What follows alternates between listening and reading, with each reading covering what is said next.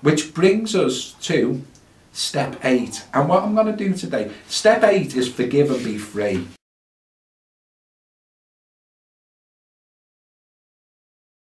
And I think in the Lord's Prayer, you know, it said, forgive us our trespasses as we forgive those who trespass against us.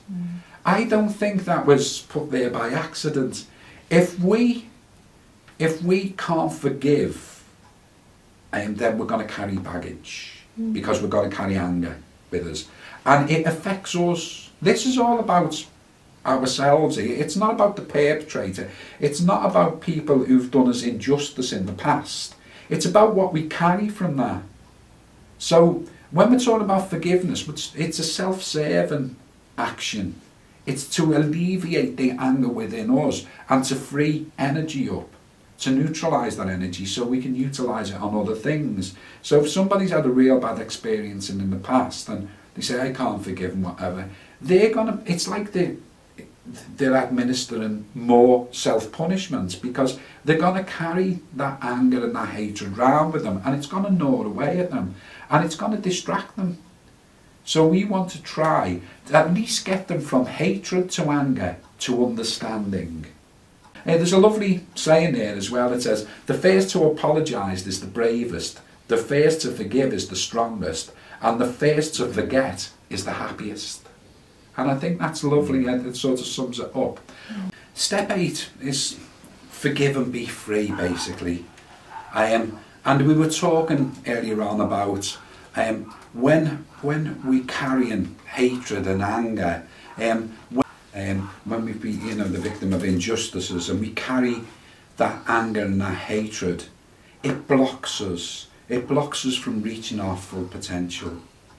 And step 8 is about trying to alleviate that blocked energy, that energy that is expended on that hatred, on that anger.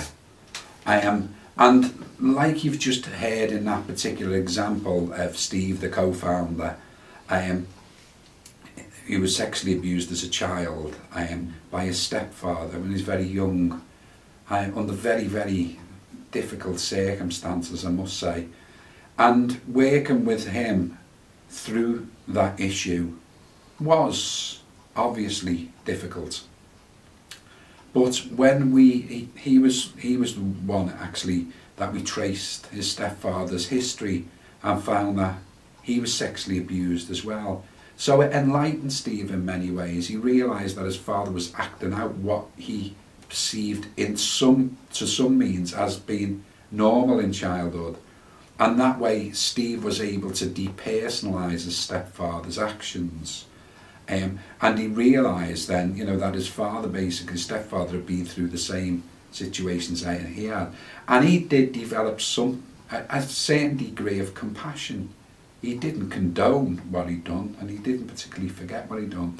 But like he said in his own words there, after a year of working and therapy through that, he was able to go to his stepfather's graveside and forgive him.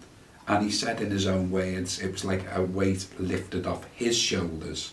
So the objective of forgiveness in step 8 is not to let people off the hook who have been the perpetrators of injustice to us. What it is, it's to free up that energy that we expend on the hatreds, and it's that psychological baggage that we expend by the hatred and the anger that we carry around with us. It's our way of alleviating that, if you like. So that's the first part. The first part is about forgiving others. The second part of step 8 is about forgiving ourselves. Now this is a difficult one. I know guilt was my worst adversary. I was riddled with guilt. I mean, I had a loving family, and what I put them through, the trail of devastation, from taking tablet overdoses and telling them when I was full of drink and 100 tablets or whatever. You know, you can imagine the devastation of parents who love you. And I found it very difficult. You can probably understand why I hated myself with a vengeance. But when we listened to that recording then, which again's on the website, there's part of it where I cited part of Jesus, what Jesus said in the Bible, And he said, Father, forgive them, for they know not what they do. And I sort of took this to some degree. It helped me to forgive myself, because I thought, I never went out purposely to harm anybody. We know that when we imbibe alcohol, our memory is suspended and our conscience to some degree becomes inactive. Remember, we're carefree, uninhibited. That's the effect alcohol has on it. We don't remember. So at that point, quite often, Dr. Jekyll turns to Mr. Hyde. We become somebody we don't really know. And we carry acts out and we say things that we'd never do when we're sober. And this, you know, them words rang out in my mind, Father, forgive them. You know, Father, forgive me, for I knew not what I do.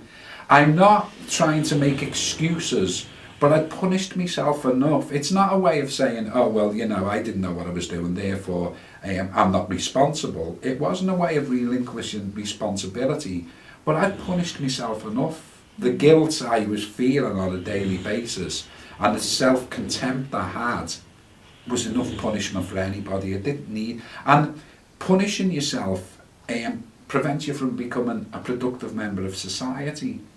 So we must find ways to forgive ourselves for the indiscretions we've carried out whilst drinking. And, you know, like I say, that phrase from Jesus, I'm not a religious person, but that phrase from Jesus, Father, forgive them, for they know not what they do, I thought was excellent for me. And I bear that in mind, and it helped me to allow my guilt to dissipate in many ways. So there's two things, and you will probably find that people with addictions drink on guilt, drink on the things that they've done whilst they've been inebriated. And then when they sober up, they find them things very hard to handle.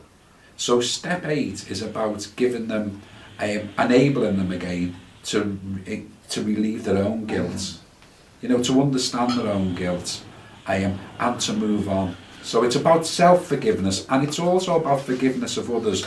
But let's bear in mind some of the injustices that people have had, such as sexual abuse, which is probably one of the worst ones. They find it almost impossible to forgive. And we mustn't turn around and say, you must forgive. We don't know what it's like to have been them people in them circumstances. We have no right to say that.